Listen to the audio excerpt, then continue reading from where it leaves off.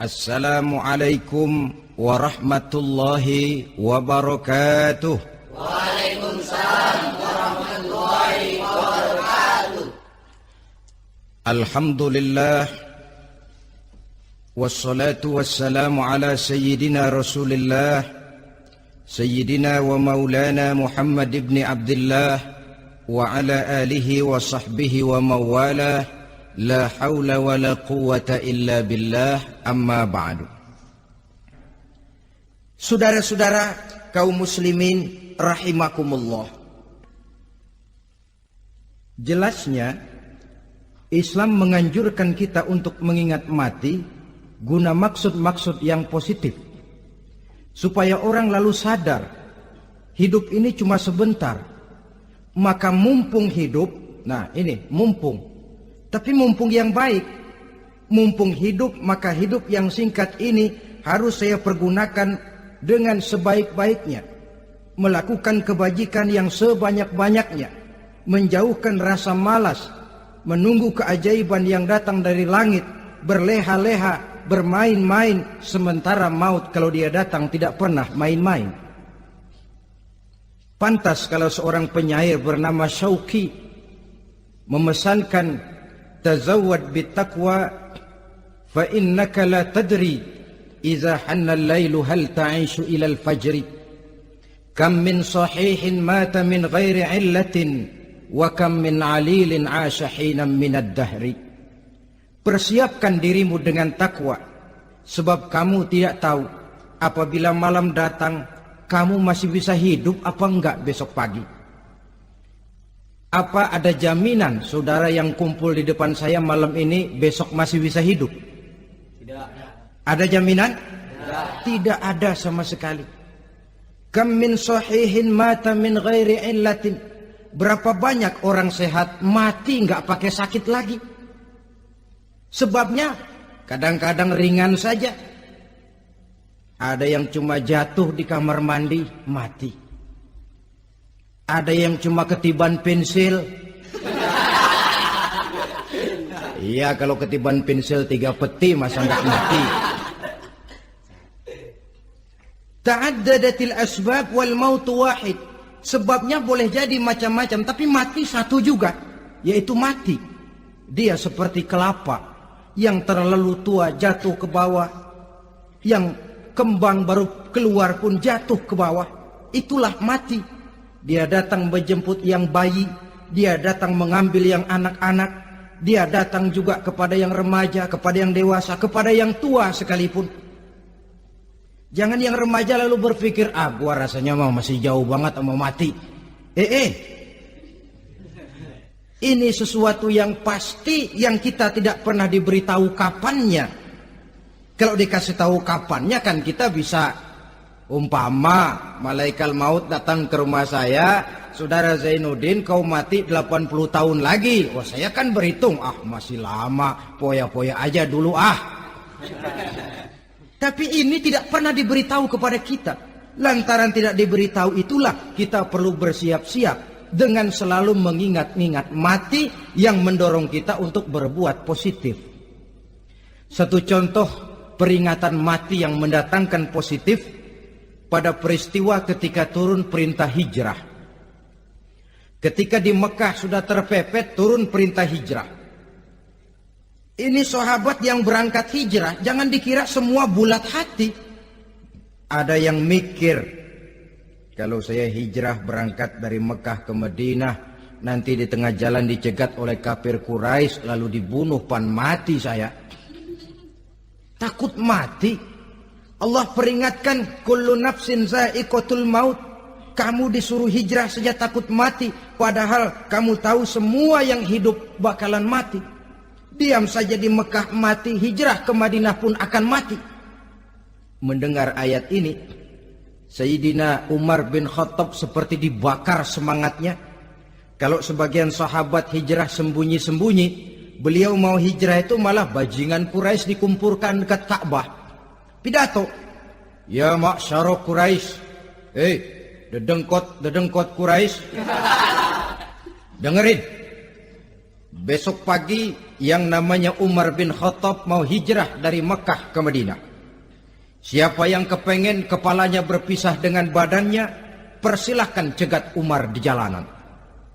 Besok dengan tenang dia berangkat hijrah, gak ada yang berani nyegat. Tuh Quraisy juga barangkali mikir, gue ngapain nyegat penyakit. Begitu ingat mati, timbul semangat juang. Timbul semangat berbuat. Ini ingat mati yang positif, bukan yang melemahkan semangat.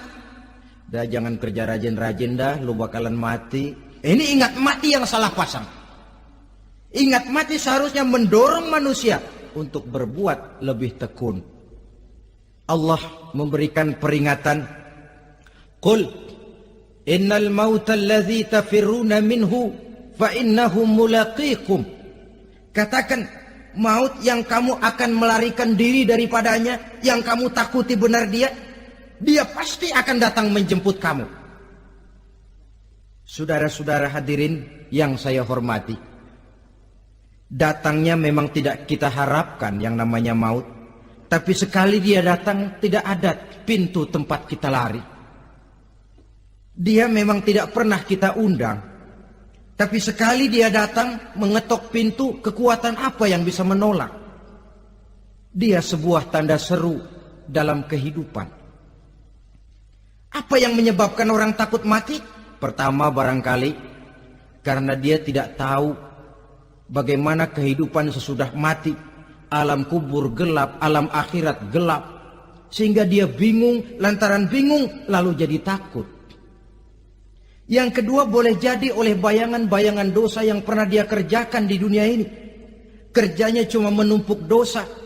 Dia gembira, bahagia, tertawa di atas tumpukan dosanya.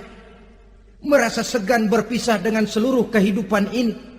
Sehingga boleh jadi maut adalah sesuatu yang ditakutkannya benar dalam kehidupan.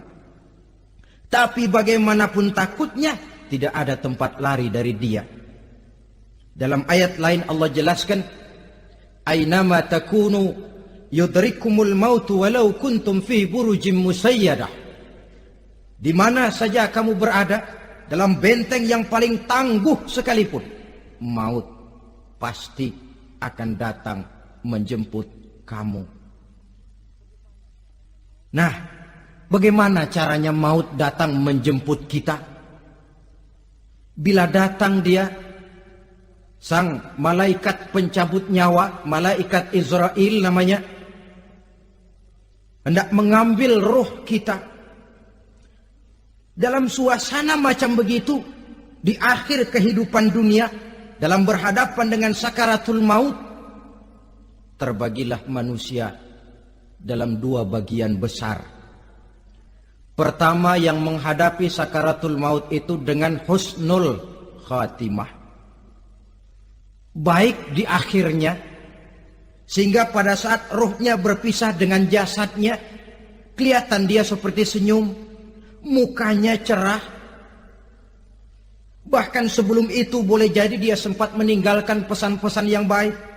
Ada yang sempat azan, ada yang sempat baca Quran. Pernah kan nemui orang yang mau mati seperti itu? Yang sempat azan, yang sempat baca Quran, yang sempat meninggalkan wasiat-wasiat yang baik. Sebab apa? Malaikat maut datang menjemput mereka juga dengan baik-baik. Dicabut ruhnya perlahan-lahan, tapi sungguh pun perlahan-lahan. Pedihnya, sakitnya tetap tiada tara. Rasulullah Sallallahu Alaihi Wasallam, dikala beliau hendak berhadapan dengan sakaratul maut, diceritakan mencelupkan tangannya ke dalam gelas berisi air, lalu mengusapkannya ke muka beliau seraya berdoa, "Ya Allah, mudahkan saya dalam menghadapi sekarat ini." Beliau juga yang mengatakan bahwa sakitnya sakaratul maut sama dengan 300 kali bacokan pedang. Sehingga kita diajarkan doa, di antara doa selamat itu kan ada Allahumma hawwin alaina fi sakaratil. Ya Allah, mudahkan saya di dalam menghadapi sakaratul maut itu. Ketika ruh ini keluar dari jasad, mata masih mengikuti ruh itu. Sehingga kadang-kadang ada yang matanya terbelalak dan tidak sempat ditutup, terbuka terus, mengikuti ruh itu keluar dari jasadnya. Adapun golongan kedua, manusia yang ketika berhadapan dengan sakaratul maut mendapatkan su'ul khatimah, jelek di penghabisannya. Sekaratnya sudah setengah mati, lalu jelek juga di akhirnya, mati dalam keadaan yang tidak baik, tidak terpuji. Ada yang lagi megang kartu, mati. Ada yang lagi di tempat ngadu ayam, mati. Ada yang lagi di tempat pelacuran, mati. Ada yang lagi megang botol minuman keras, mati. Nih barangkali malaikat maut gemes banget nariknya, lu buajingan, lu tarik terus ya. Mati su'ul khatimah. Makanya bagus itu. Kadang-kadang di majelis-majelis taklim kan sering dibaca, ya Allah biha, ya Allah biha, ya Allah bihusnil khatimah. Kan ada itu? Ada enggak? Saudara hadirin, mohon agar oleh Allah kita diberikan husnul khatimah, baik di saat ruh akan berpisah dengan jasad. Ini sesuatu yang pasti. Sang malaikat maut datang menjemput nyawa. Setelah ruh berpisah dari badan, maka tinggallah sang badan. Ditangisi oleh semua yang kita tinggalkan. Sehingga kepada putrinya Fatimah, ketika malaikat maut datang hendak menjemput baginda Nabi, beliau berkata kepada anaknya, Fatimah, kamu tahu siapa yang datang? Saya tidak tahu, Bapak. Yang datang hadimul lazat. Itu dia yang menghancurkan seluruh kesenangan dunia. Wa qati'us syahwat, yang memisahkan kita dengan seluruh yang kita cintai. Dia malaikat maut, Pak. Manakala jasad sudah ditinggalkan oleh ruh, itulah yang dikerubungi orang. Anak menangis, istri menangis, orang tua bersedih, teman-teman merasa kehilangan, menangisi jasad. Diuruslah jasad kita, dimandikan sebagaimana mestinya, dikafankan dengan kain putih 3 lembar, itu yang hendak kita bawa kembali ke tempat asal kita. Pakaian sutra, jas yang mereknya Switzerland wool, kain yang Samarinda, sepatu yang Belly atau Beltoni, jam tangan yang Rolex, kendaraan yang serba mewah, tidak ada yang menyertai kita. Kain putih 3 lembar itu saja lagi. Demi setelah dikafankan, dibujurkan kita menghadap ke arah kiblat, orang banyak pun datang menyolatkan kita dengan 4 takbir, diiringi dengan doa, lalu upacara pelepasan, berangkat kita meninggalkan anak, istri, suami, kampung halaman, tanah air, bahkan alam dunia ini. Selamat tinggal alam dan seluruh isinya. Tinggallah yang tinggal. Saya akan kembali ke tempat asal dari mana saya datang, untuk kembali mempertanggungjawabkan seluruh perbuatan saya dalam kehidupan ini. Manakala upacara pelepasan selesailah sudah, dimasukkan kita ke keranda jenazah, digotong orang, bismillah wa ala millati rasulillah, dibawa ke tempat peristirahatan terakhir katanya. Padahal dulu kalau mau kita istirahat, ke villa lah kita, ke Bali lah kita, ke Hong Kong lah kita, ke tempat-tempat tamasya yang indah. Oh, rupanya akan sampai juga perjalanan menuju tempat peristirahatan terakhir, yang luasnya tidak akan lebih dari 2 kali 1 meter. Diusung orang kita, diantarkan orang banyak. Manakala sampai ke atas liang lahat, pengusung jenazah dibuka, diturunkan kita ke liang lahat, dibaringkan. Gumpalan tanah akan jadi bantal kita. Muka dibuka dihadapkan ke arah kiblat. Setelah itu ditutup liang lahat kita dengan kayu. Masih belum kurang diuruk dengan tanah. Yang menguruk orang-orang yang tadinya mencintai kita, menyayangi kita. Tapi ketika jasad sudah ditinggalkan ruh, habis rupanya cintanya. Coba jasad kalau sudah ditinggalkan ruh, 3 hari aja di rumah, serem. Ya mayit, siapa yang betah nemenin mayit? Lalu bila upacara pemakaman selesai, maka berusahalah semuanya. Para pengantar akan kembali ke rumahnya masing-masing. Maka masuk kita ke alam kehidupan, yaitu yang disebut alam barzakh atau alam kubur. Apa selesai hidup sampai di situ? Tidak. Hanya beberapa langkah setelah yang mengantar kita pulang. Diriwayatkan dalam hadis Bukhari dan Muslim, bila seseorang sudah diletakkan di kuburnya, lalu yang mengantar kembali pulang, maka roh si mayit akan dapat mendengar bunyi terompah orang yang pulang itu. Bunyi terompahnya terdengar. Datang 2 malaikat menanyakan dia dengan pertanyaan-pertanyaan yang kalau bisa dijawab dengan betul. 2 malaikat yang bernama Munkar Nakir akan bilang, jawabanmu betul. Tenanglah kau di sini, naumatal arus. Tidurlah kau di sini seperti tidurnya pengantin.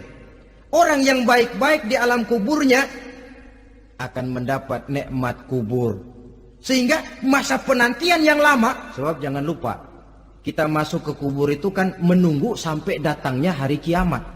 Jadi kalau kiamat umpama masih 1000 tahun lagi, ya 1000 tahun kita menunggu.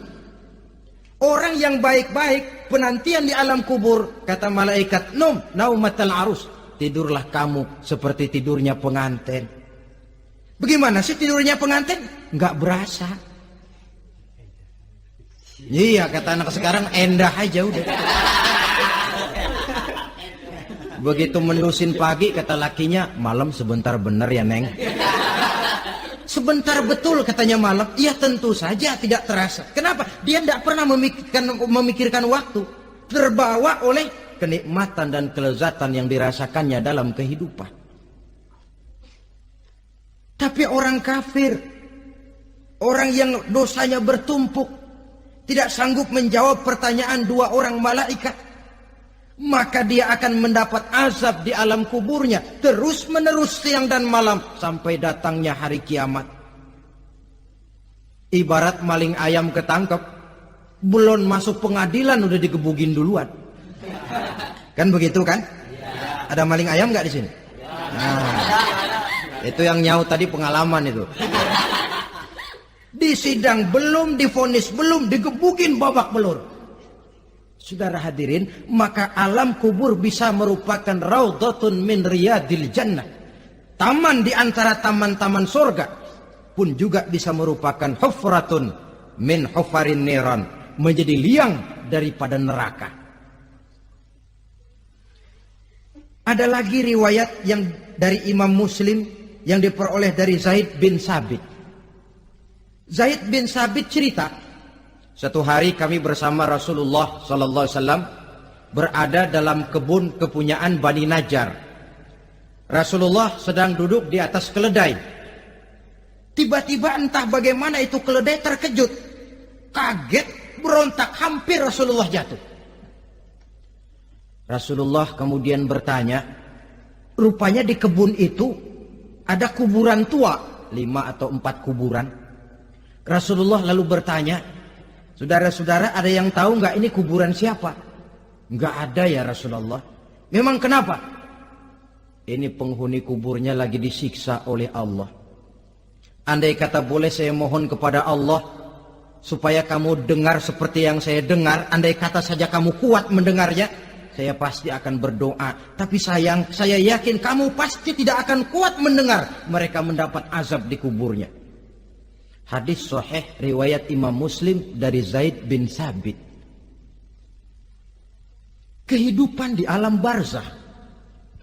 Pak, iya kalau yang matinya dikuburin. Lah kalau yang matinya diceburin ke laut, dibakar, di medan perang hilang gak ketahuan kemana jenazahnya. Saudara, hilang kek, dikubur kek, di dalam lautan direndam kek, itu kan cuma logika kita. Menurut Allah tidak ada perbedaan orang mati dikubur di dasar lautan atau dibakar sampai jadi abu atau gugur di medan perang tidak ketemu jenazahnya. Entah mereka tetap masuk ke alam barzah namanya. Jasad boleh hancur, tapi roh sebagai sumber kehidupan, pusat kesadaran dan pengertian, dia tetap ada, mengalami kebahagiaan dan kegembiraan atau mengalami kepedihan dan penderitaan, bergantung kepada amalan yang kita lakukan dalam kehidupan di dunia ini. Maka dalam Yasin tadi kan jelas, qul yuhyiha alladzi ansha'aha awwala marrah, yang menghidupkan mereka yang dikubur di dasar lautan, mereka yang dibakar sampai jadi abu, yang akan menghidupkan ialah Allah yang menciptakan mereka dulu pertama kalinya. Jadi kalau sudah ada aslinya, ya tentu tidak perlu contoh lagi, akan sangat mudah membuatnya.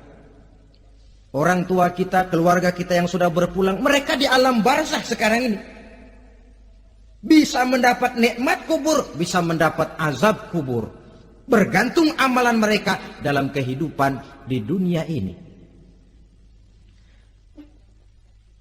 Dalam Musnad Imam Ahmad dan Sahih Abi Hatim malah ada tambahan riwayat. Orang yang banyak kebajikannya di dunia, amalannya akan datang menemani dia. Sholatnya dekat kepalanya, puasa sebelah kanan, zakat sebelah kiri. Menghibur dia.